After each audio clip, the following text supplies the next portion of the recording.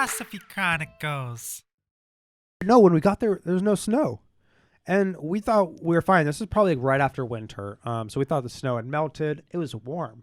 We were talking earlier about this, and like our nights weren't bad or anything. No, I think I brought like one sweater for the whole trip, and I was chilling. And like, it was fine. Yeah.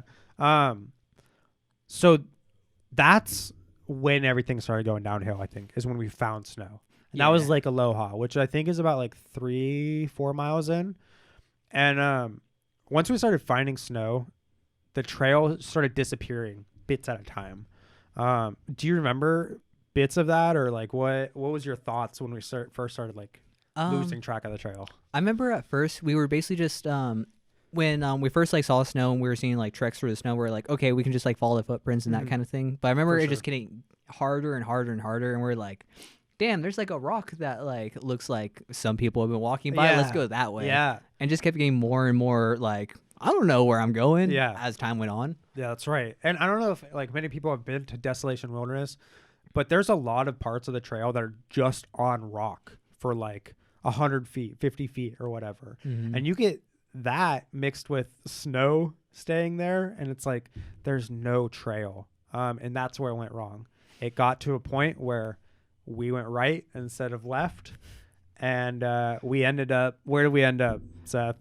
So basically this lake was on, it kind of like surrounded like a big canyon. The trail is over on the left side, like kind of going down, and then we ended up on the cliff's face over on the right side, basically staring across the lake where we could see the trail that we were supposed to be on.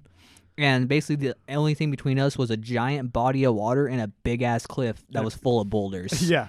And not like boulders that you climb around and climb on, like rocks this big that have fallen into place, are not stable, are not just, you know, they're slipping and sliding down that flipping hill. And what do we do? So I think we talked about it. We set down our backpacks at the start and we kind of discussed it a little bit. We're like, all right, option one is to hike the mile back and then that mile into like where we can see right there. Right. Or two is like, I'm tired. It's getting dark. We got to get across this thing. Yeah, that's the other thing. We got to get down there. It was like already the sun was starting to set and stuff too. So we're like, we're trying to make it to this place. So we're like, we don't really have time to waste all. Yeah. Yeah. And we're like, I remember us thinking like, if we actually went back around, it probably would have taken us way longer. Yeah. Like we would have been hiking in the dark for most of the night or something like that. Yeah. Yeah. So yeah, we decided to trek down this thing. And when we say cliff, it was down.